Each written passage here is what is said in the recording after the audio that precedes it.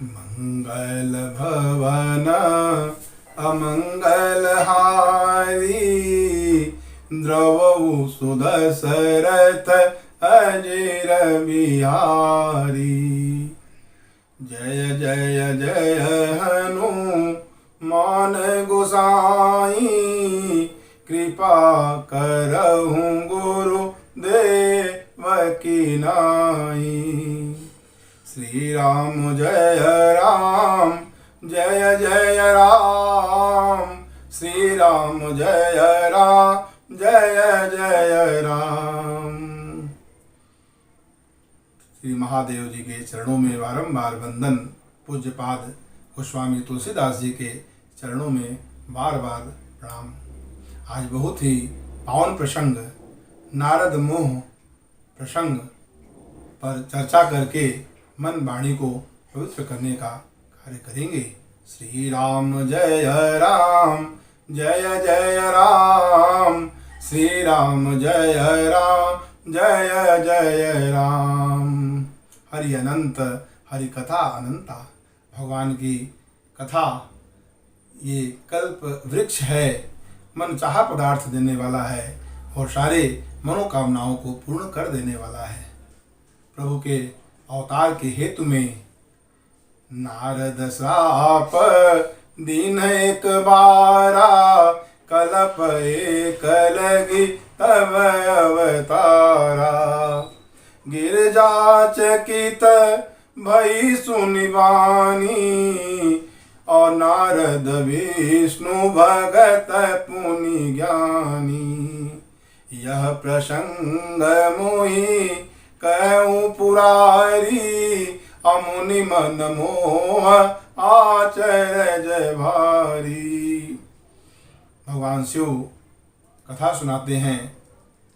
नारद दीन श्राप एक बार नारद जी ने भगवान को श्राप दिया और एक कल्प में प्रभु के अवतार लेने का कारण यह है। जैसे ही गिरिजा पार्वती सुनती हैं वो चकित हो जाती हैं, गिरिजा चकित हो जाती हैं। कारण कवन श्राप मुनि दीन्हा, अकाय अपराधर मापति कीन्हा। गुरु निष्ठा है नारद जी के प्रति तो गिरिजा माँ पार्वती चकित होती हैं। का अपराध रमापति कीन्हा, कारण कौन श्राप मुनि दीन्हा। हमारे मुनि तो गुरु के प्रति ये निष्ठा भावना है। का अपराध रमापति कीन्हा, कौन सा अपराध हुआ भगवान से जिसके कारण हमारे गुरु को श्राप देना पड़ा। ये है गुरु निष्ठा। गुरु के चरणों में निष्ठा भाव होना अत्यंत जरूरी है। अमुनि मन मोह आचर्य भारी। हे प्रभु, आप सर्वज्ञ हैं। यह कथा हे पुरारी हमें विस्तार से सुनाइए। मुनि मह न मोह, मुनि के मन में भी मोह का होना यह अचरज की बात है। तब भगवान शिव कहते हैं न कोई ज्ञानी है न कोई मूढ़ है। भगवान जब जिसको जैसा करते हैं चाहते हैं वह वैसा ही बन जाता है। भोले भी हसी महेश तब, ज्ञानी मूढ़ न कोई। अजब जे रघुपति करहि जब, सो तस तेहि क्षण होई। जब भगवान जैसा चाहते हैं वह उसी क्षण वैसा ही हो जाता है। कहूँ राम गुण गाथ, भरद्वाज सादर सुनऊँ। अभव भंजन रघुनाथ, अभज तुलसी तजिमान मद। भरद्वाज जी से याज्ञवल्क्य मुनि जी कहते हैं कथा भगवान की, और तुलसीदास जी कहते हैं मद और मोह अज्ञान को छोड़ करके भगवान की कथा और भगवान के चरणों में प्रेम करें। भवभंजन रघुनाथ, भज तुलसी तजी मान मद। मान मद को त्याग करके भव सागर को पार कराने के लिए भगवान की कथा और भगवान के नाम का स्मरण करें। श्री राम जय राम जय जय राम, श्री राम जय राम जय जय राम। कथा आगे बढ़ता है। हिमगिरि गुहा एक अति पावनी, अब समीप सुर सरी सुहावनी। आश्रम परम पुनीत सुहावा, देखी देव ऋषि मन अति भावा। निरखी शैल सरि विपिन विभागा, अभयहु रमापति पद अनुरागा। सुमिरत हरि श्राप गति बाधी, सहज विमल मन लागी समाधि। कहते हैं हिमालय के पास एक बहुत ही सुंदर आश्रम है और उसके समीप ही गंगा नदी है, और पवित्र वन नदियों को देख करके देवर्षि नारद का मन, जो सहज विमल मन है, वह अत्यंत भगवान के नारायण के चरणों में लग जाता है और सुमिरन और भजन करने की इच्छा होती है। जब प्रकृति को देख करके भगवान की याद आती है, वन देखते हैं, नदियाँ देखते हैं, पर्वत देखते हैं, तो भगवान की याद आती है और भजन करने की इच्छा होती है। परंतु दक्ष जो है वो उनके श्राप के कारण, देवर्षि नारद को श्राप मिला था कि आप एक जगह स्थिर नहीं रहेंगे, क्योंकि दक्ष के पुत्रों को जो तपस्या के लिए गुरुकुल में जाते थे, तपस्या करने के बाद जब वो घर वापस आते थे तो नारद जी रास्ते में ही उन्हें समझा बुझाकर, भगवान की कथा सुनाकर उन्हें विरक्त करने के लिए प्रेरित करते थे। तो इस तरह उनके सारे, जब सभी पुत्र जाते जरूर थे पर घर नहीं आते थे, जिससे दक्ष ने श्राप दे दिया था। परंतु जब भगवान का भजन करते हैं, भगवान के चरण में प्रेम होता है, तो सुमिरत हरि श्राप गति बाधी, सहज विमल मन लागी समाधि। और समाधि में चले जाते हैं, भजन करते हुए भगवान के चरण से प्रेम करते हैं। और जब समाधि में बैठ जाते हैं, इधर इंद्र को डर लगता है कि देवर्षि नारद हमारे इंद्र की जो राज्य है उसको प्राप्त करना चाहते हैं, और उनके मन में जो डर है उसके लिए इंद्र जो है वो कामदेव को बुलाते हैं और उनसे सारी बातें बताते हैं।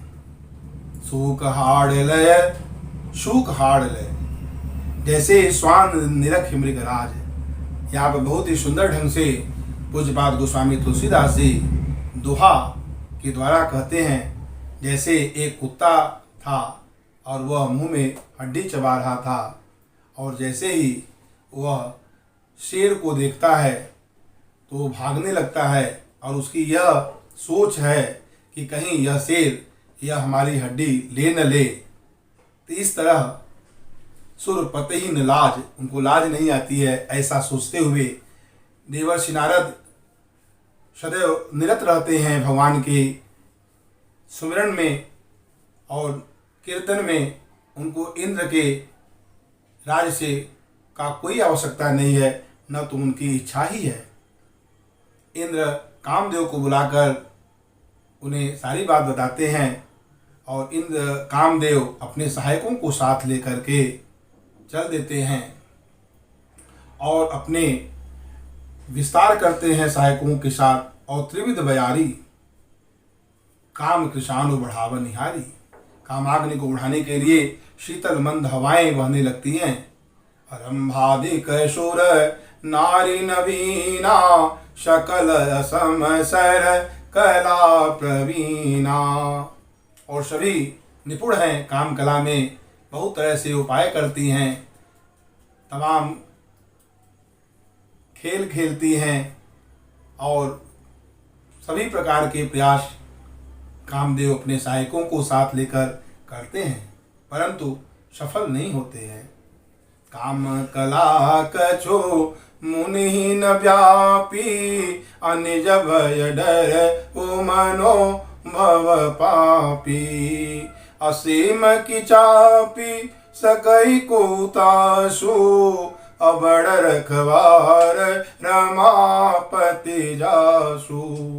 जिसके रमापति रक्षक हैं, रखवाली करते हैं, उनको किसी प्रकार का कोई भी विकार बाधित नहीं कर सकता। काम कला कछु मुनिहीन व्यापी। और जब सारे उपाय करने के बाद कामदेव हार जाते हैं और जाकर मुनि के चरण पकड़ लेते हैं और देवर्षि नारद को कुछ भी क्रोध भी नहीं आता है। भयहु न नारद मन कछु रोषा अकहि प्रिय वचन काम परितोषा।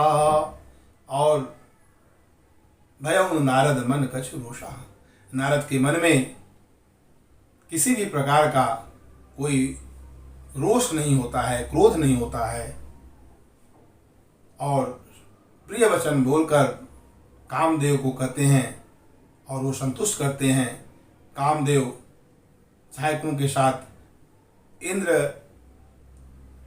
के यहाँ जाते हैं और उस सभा में यह सारा वर्णन करते हैं और वर्णन करने के बाद सभी लोगों को अचरज होता है और सभी भगवान को प्रणाम करते हैं।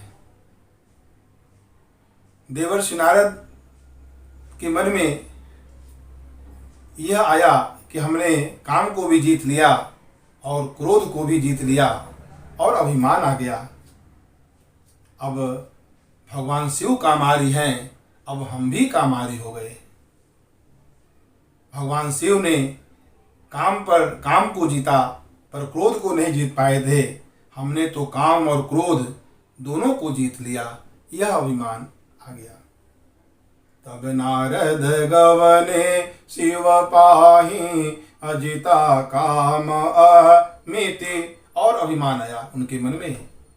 मार चरित संग करहि सुनाए अति प्रिय जा निमहे ससिखाए। भगवान शिव के पास जब देवर्षि नारद पहुँचते हैं तो भगवान शिव बहुत ही आनंदित होते हैं कि अब देवर्षि नारद आए हैं, अब भगवान की कथा सुनने को मिलेगी, प्रभु की चर्चा होगी, आनंदित होंगे। परंतु वहाँ मार चरित नारद, मार चरित काम कथा राम कथा की जगह देवर्षि नारद अपनी काम कथा सुनाते हैं। मार चरित शंकर ही सुनाए अति प्रिय जानी महेश सिखाए। अत्यंत प्रिय जान करके भगवान शिव उन्हें उपदेश देते हैं। बार बार बिन वऊ मुनि तो ही अजिम यह कथा सुनायऊ मोहि। तिमि यह कथा सुनावहु कबहू अचलहु प्रसंग दुरायहु तबहू। और यह कथा हे मुनिवर आपने हमें सुनाया पर भगवान को यह कथा मत सुनाइएगा। नारद कहते हैं यदि प्रसंग चले तो कहते हैं प्रसंग चले तब भी इसे छिपा लेना। चलऊँ प्रसंग दुरायऊँ तब हूँ। तो इस तरह शंभु दिन उपदेश हित नहीं नारद ही सुहान। अब भरद्वाज कौतुक सुनो हर इच्छा बलवान। राम किन्न चाहै सोई हुई करई अन्यथा अस नहीं हुई। शंभु ने जो हित की बातें कही वह नारद जी के मन को अच्छा नहीं लगा और नारद जी के मन में जो काम और क्रोध को जीतने का अभिमान है वह उनकी बुद्धि मोहित हो गई और ब्रह्मलोक को चले। और उनके मन में इच्छा है कि अब हमने काम क्रोध जीत लिया, क्रोध को जीत लिया, इंद्र के राज्य की भी इच्छा नहीं है, इस तरह हमने लोभ भी जीत लिया, काम क्रोध लोभ सबको हमने जीत लिया। और भगवान जो क्षीर सागर में बैठे हैं नारायण, तो वहाँ पे चलते हैं। एक बार नारद बर बीना, अगावत हरि गुण गान प्रवीणा। गान विद्या में निपुण हैं देवर्षि नारद, और श्रेष्ठ वीणा के साथ श्रीमन नारायण नारायण नारायण, भजमन नारायण नारायण नारायण, लक्ष्मी नारायण नारायण नारायण। इस तरह देवर्षि नारद भगवान का नारायण नारायण करते हुए, वीणा बजाते हुए गान विद्या में निपुण हैं और वहाँ पहुँचते हैं। क्षीर सिंधु गव ने मुनिनाथा, अजह बस श्री निवास श्रोति माथा। और क्षीर सागर में पहुँच जाते हैं, जहाँ पर वेदांत तत्व जो मस्तक स्वरूप हैं, वेदों के मस्तक स्वरूप हैं भगवान नारायण, वहाँ पे रहते हैं। क्षीर सिंधु गव ने मुनिनाथा, अजह बस श्री निवास श्रोति माथा। और वहाँ भी भगवान जैसे ही देवर्षि नारद को देखते हैं, चलऊं हरषि उठे रमानिकेता, अब बैठे आसन ऋषि समेता।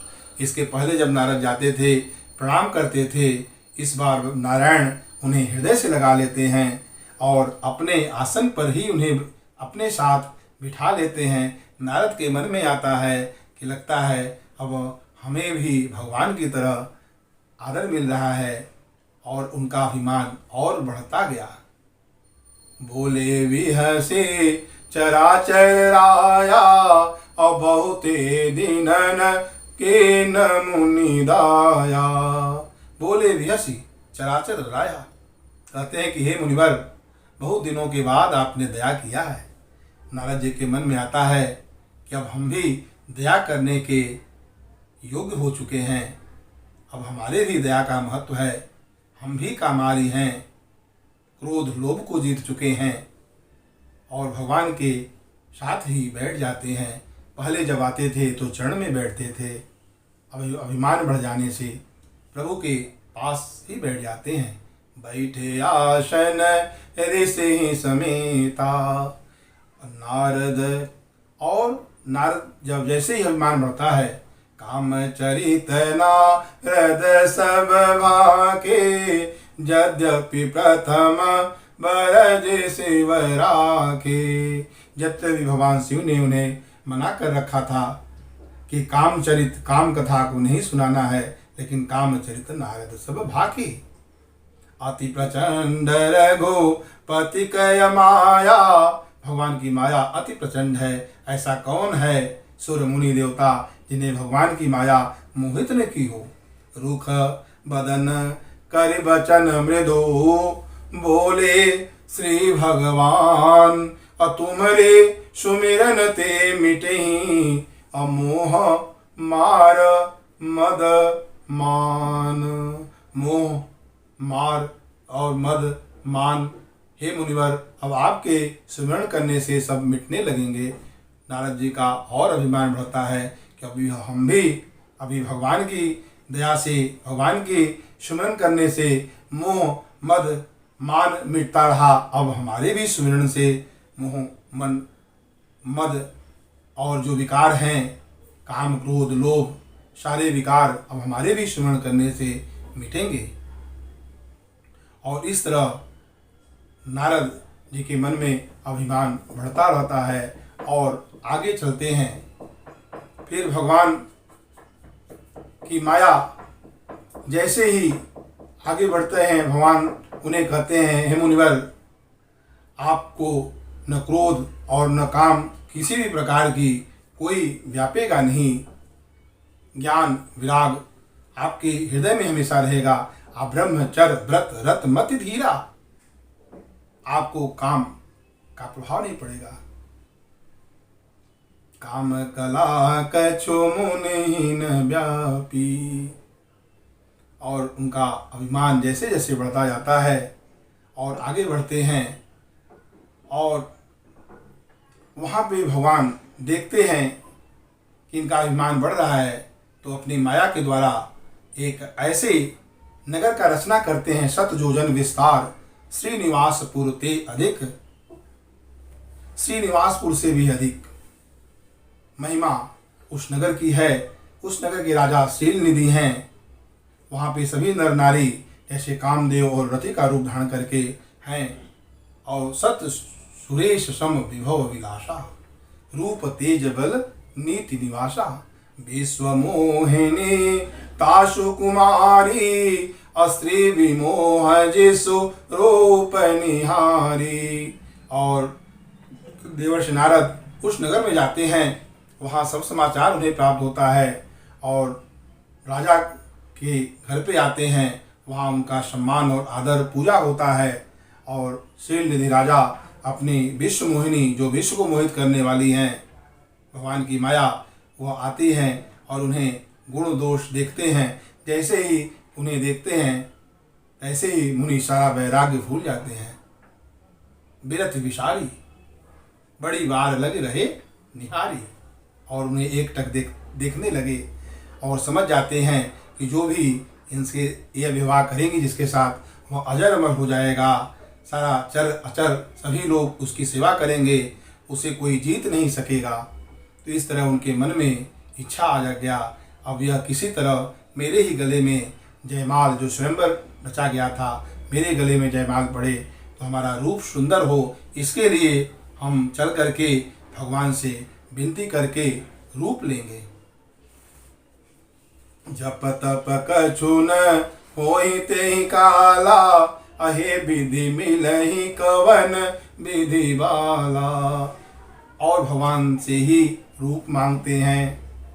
आपन रूप देव प्रभु मोहि, आन भांति नहीं पावऊँ मोहि। दूसरे प्रकार से, दूसरे साधन से हम उसे नहीं प्राप्त कर पाएंगे। हे प्रभु, आप हमें अपना रूप दीजिए। भगवान नारद के रुचि को देखते हैं और जैसे ही नारद कहते हैं कि जेहि विधि होहि नाथ हित मोरा, करऊँ सुबेगी दास मैं तोरा। हे प्रभु, जिस विधि से मेरा हित हो आप वही करिए। भगवान दीन दयालु हैं, सेवकों का हित करना उनका प्रण है। तो इस तरह कहते हैं कि जिससे हे नारद आपका परम हित होगा, सो हम करब वही करेंगे, मिशान वचन हमार। जय विधि होई परम हित, नारद सुनहु तुम्हार। हे नारद, तुम्हारा जिस तरह से परम हित होगा हम वही करेंगे। और मुनि हित कारण, मुनि के हित के कारण भगवान उन्हें कुरूप बना देते हैं, बंदर का रूप दे देते हैं। और इस तरह बंदर का रूप लेकर के देवर्षि नारद वहाँ पे जाते हैं जहाँ पर स्वयंवर है। और जिस पंक्ति में वो बैठते हैं वहीं पर महेश के दो गण ब्राह्मण का वेश धर करके उन्हीं के पास बैठ जाते हैं। जहीं दिस नारद बैठी फूली, सो दिस तेहि न बिलो की भूली। मरकट बदन भयंकर देही, मरकट बदन। और जैसे ही विश्व मोहिनी को ही वह रूप दिखता है और जो महेश के गण हैं उन्हें भी यह रूप जो है बंदर का वो दिखता है। और मरकट बदन भयंकर देही, वो जयमाल लेकर के चलती है। और गण जो महेश के हैं वो तरह तरह के व्यंग करते हैं। और पुण्य पुण्य मुनि उकसई अकुलाही, देखी दशा हर गण मुस्काही। यह दशा देखकर बार बार देवर्षि मुनि करते हैं, प्रयास करते हैं कि किसी तरह मेरे गले में जयमाल पड़े। और यह दशा देख करके उनका महेश के जो गण हैं वो मुस्कुराते हैं। और उसी समय धरि नृपतनु प्रगटते ही काला, अकुवरी हरसी में एलहूँ जयमाला। दुलहिन लई गए लक्ष्य निवासा, और नृप समाज सब भयउ निराशा। और इस तरह कौतकी प्रभु जो लीलामय हैं वो प्रकट होते हैं राजा का शरीर धारण करके। और उनके गले में जयमाल पड़ता है। इस तरह दुल्हन को लेकर के चले जाते हैं। सारे जो राजा समाज है, राज समाज, वह सब निराश हो जाते हैं। और जैसे बहुत कीमती मणि गांठ में बांधी हो और वो छूट कर गिर जाए, ऐसे देवर्षि मुनि विकल हो जाते हैं। उनकी दशा है। महेश गण जब कहते हैं अपना रूप देखिए, जल में जैसे ही अपना रूप देखते हैं, भयंकर रूप देख करके उनके मन में क्रोध आता है और क्रोध के कारण न क्रोध में आकर के महेश गण को श्राप दे देते हैं।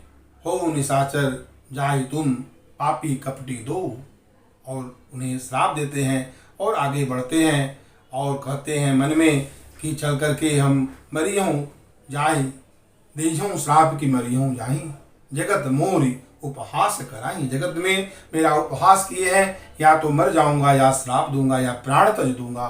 बीचई पंथ मिले धनुजारी, असंग रमा सोई राजकुमारी।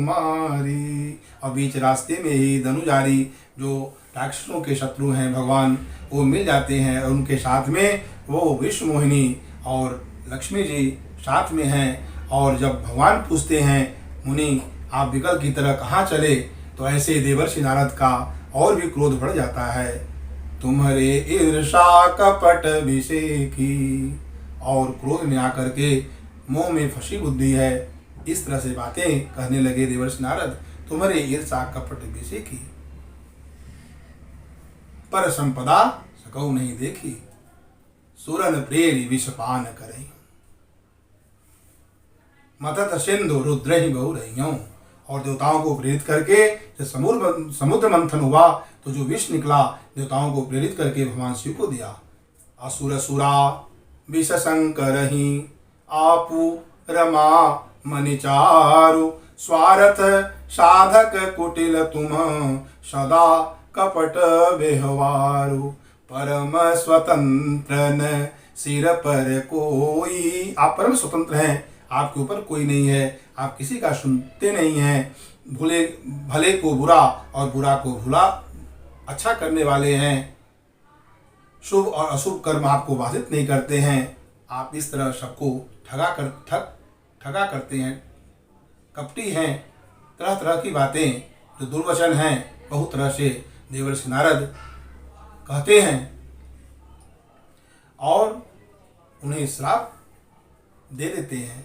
बंचहु मोहि धरहु, बंचहु मोहि जवनि धरि देहा, असो तनु धरहु श्राप मम एहा। अकपियाकृत तुम कीन्ही हमारी, करियै की सहाय तुम्हारी। मम उपकार किन्ह तुम भारी, अनारी दुख विरह दुख होब दुखारी। नारी विरह तुम होब दुखारी, नारी के विरह में जैसे आपने हमें विवाह करने से रोका, नहीं होने दिया, अपकार किया मेरा, ऐसे आप भी नारी विरह में दुखी होंगे। और जिस शरीर को धारण करके आप वहाँ पे हमें ठगे हैं, वह शरीर राजा का धारण करके आप अवतार लेंगे। और जो बंदर का आकृति हमें बनाए हैं, वही बंदर आपका सहायता करेंगे। तो श्राप शीस धरि हर सहिया, प्रभु बहु विनती कीन।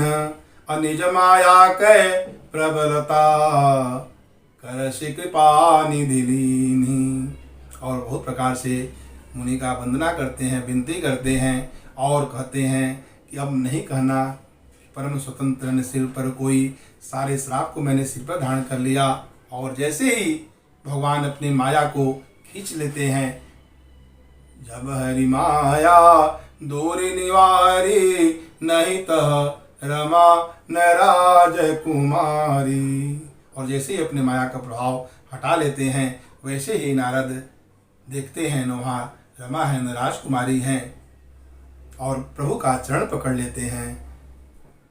मृषा हो मम साप कृपाला, मम इच्छा कह दीन दयाला। दीन दयाल हैं, वो कहते मेरी इच्छा है, आपको चिंता करने की जरूरत नहीं है।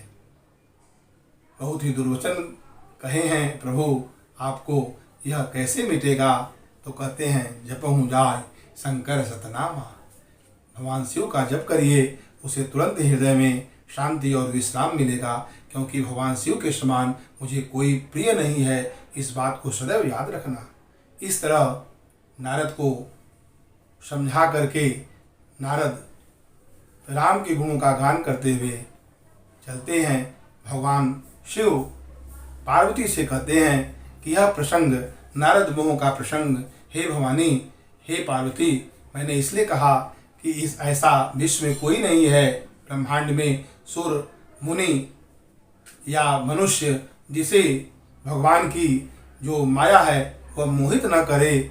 वह माया से वही बच सकता है जिसे भगवान बचाते हैं।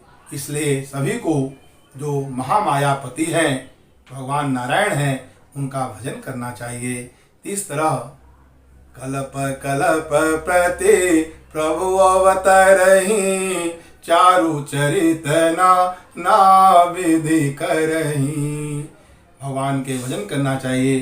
भगवान का भजन और नाम सुमरन के प्रभाव से इस माया का प्रभाव हमारे ऊपर, सबके ऊपर नहीं पड़ेगा।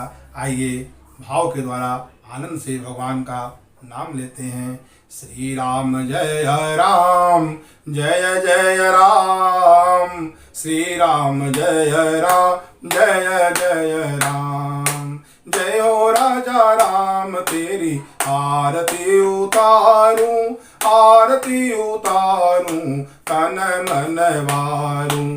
कनक सिंहासन राजत जोरी, दशरथ नंदन जनक किशोरी। जुगल छवि को सदा निहारूं, हे राजा राम, तेरी आरती उतारूं।